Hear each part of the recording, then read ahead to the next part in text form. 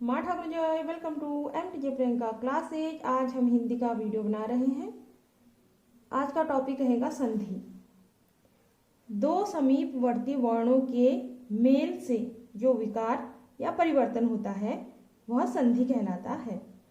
संधि में पहले शब्द का अंतिम वर्ण यानी पहले शब्द का आखिरी अक्षर और दूसरे शब्द का पहला वर्ण लिया जाता है। जैसे हम यहाँ पर लेते हैं विद्या, धन, आलय। यहाँ पे हमने दो शब्द लिए हैं, एक है विद्या, फिर धन का निशान है। धन का मतलब होता है कि हम इन दोनों को मेल कराएंगे, इन दोनों को आपस में जोड़ेंगे, धन, आलय। अब जिसको भी मात्राओं का उचित ज्ञान है, स्वर का तथा व्यंजन का उचित ज्ञान है तथा विसर्ग का और अनुस्वार का उचित ज्ञान है, उसे संधि करने में और संधि को समझने में ज़्यादा दिक्कत नहीं होगी। तो जो संधि करना चाहते हैं इससे पहले स्वर व्यंजन इत्यादि का उचित मतलब उसे समझना जरूरी है। तो यहाँ पे देखिए, यहाँ पे हमारा आखिरी शब्द या आखिरी वर्ण जो शब्द है इसका आखिरी वर्ण क्या है यह निकालने के लिए हमें मात्राओं का ज्ञान होना चाहिए। ठीक, तो यहाँ पे या है। या का मतलब क्या है? यो, या, ई करके हम मात्रा लगाते हैं ना, यानी कि ये तो यो है, यो में आ जुड़ा हुआ है। तो यहाँ पे हमारा अंतिम वर्ण या ना होकर के यहाँ पे हमारा अंतिम वर्ण क्या लेंगे? हम आ लेंगे, आ। तो हमारा यहाँ पे अंतिम वर्ण क्या है? आ है। और यहाँ पे हमारा पहला वर्ण क्या है? यहाँ पे भी आ है। तो आ में आ जुड़ा तो आ होता है। ठीक है, तो हमारा जो ये आधा य था, इसमें इस आ में आ जोड़ करके आ की मात्रा आ गई है। तो हमारा आ जाएगा यहाँ पे य धन आ या। तो यहाँ पे हमारा हो जाएगा विद्या, फिर इसके पीछे का रखो लय, क्योंकि यहाँ पे देखिए ये य में से हमारा आधा य तक यानी वि द आधा य, यहाँ पे तक तो हमारा यहाँ पे था, यहाँ पे बच गया था इससे आगे। फिर यहाँ से हमने आ निकाल दिया नीचे और यहाँ का आ गया यहाँ पर।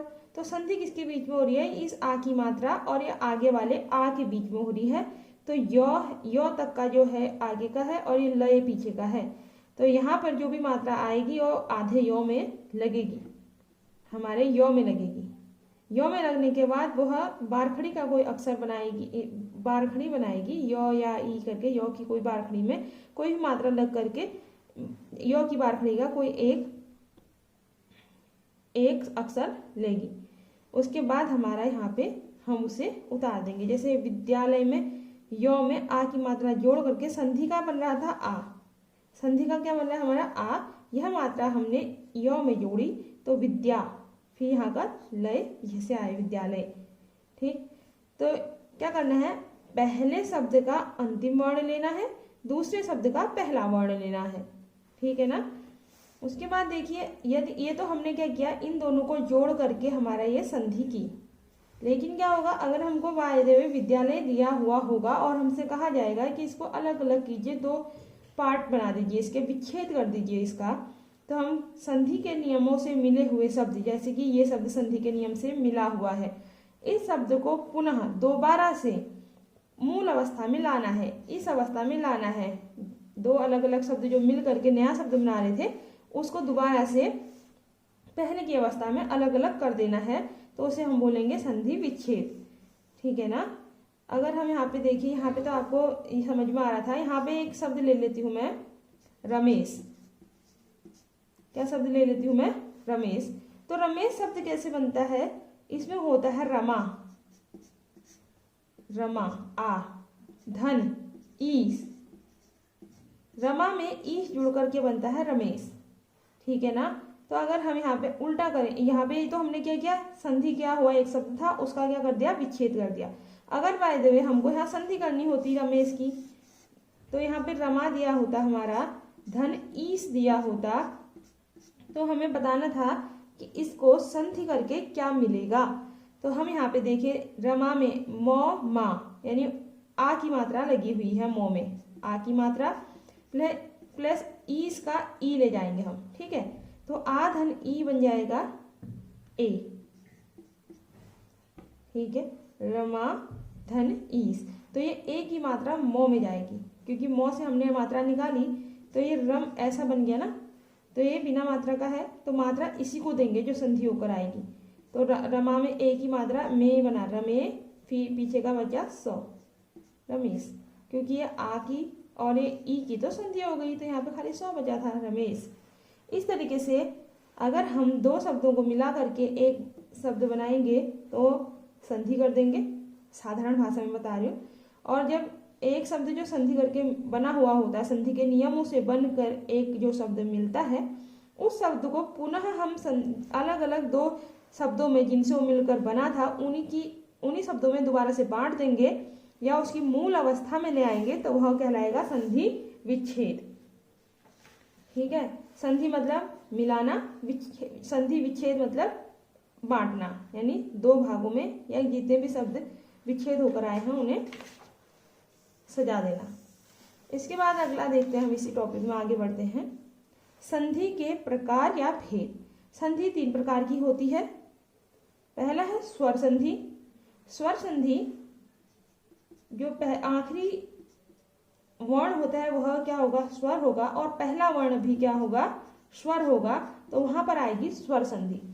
यहां पर क्या होगा, व्यंजन होगा, व्यंजन वर्ण में, किसी व्यंजन वर्ण में स्वर या व्यंजन, स्वर या व्यंजन किसी को भी जोड़िए, यानी कहने का मतलब कम से कम एक व्यंजन आना जरूरी है, ठीक है ना। अंतिम वर्ण क्या होगा, व्यंजन होगा, और जो दूसरा, जो प्लस के बाद दूसरा शब्द आएगा उसका पहला वर्ण स्वर हो या व्यंजन हो, तो वहां पे क्या हो जाएगी, हमारी व्यंजन संधि हो जाएगी। फिर विसर्ग संधि की बात करते हैं। यहाँ पर क्या होगा, एक विसर्ग होगा, विसर्ग में स्वर या व्यंजन कोई भी जुड़ेंगे, उससे जो विकार उत्पन्न होगा वह होगी हमारी विसर्ग संधि। इसका उदाहरण ले लेते हैं। वैसे अभी हमने जो उदाहरण लिए थे विद्यालय और रमेश के, वह हमारी स्वर संधियां ही थी। एक उदाहरण और लेती हूं मैं, हिम धन आलय, हिम धन आलय। तो यहाँ पे मो में देखिए, मो मा मी मी कहते हैं ना हम, तो मो में क्या है, ओ है, मो का मतलब है ओ, तो यहाँ पे हमारा हो गया मो का ओ निकाल लेते हैं हम, प्लस ये इसका पहला वर्ण ले लेते हैं, ये है आ, ओ धन आ होता है आ, यह है दीर्घ स्वर संधि का में दीर्घ स्वर संधि है, ठीक है ना। तो हिम धन आले, तो मो में आ की मात्रा लगाइए, ही मा लय। अभी तो यहाँ पे खाली मैं ये समझाने की कोशिश कर रही हूँ कि स्वर में अंतिम वर्ण स्वर हो, पहला वर्ण, दूसरे शब्द का पहला वर्ण भी स्वर हो, तो वहां पर स्वर संधि होती है। स्वर संधि को हम डीपली एक एक करके हर प्रकार की स्वर संधि को सीखेंगे अगले वीडियो में, ठीक है। व्यंजन संधि को देखिए। व्यंजन संधि में क्या होगा कि एक व्यंजन होगा और दूसरे धन या धन करके दूसरे शब्द का जो पहला वर्ण होगा वह स्वर या व्यंजन हो। जैसे यहाँ पे ले लेते हैं एक उदाहरण, जगत।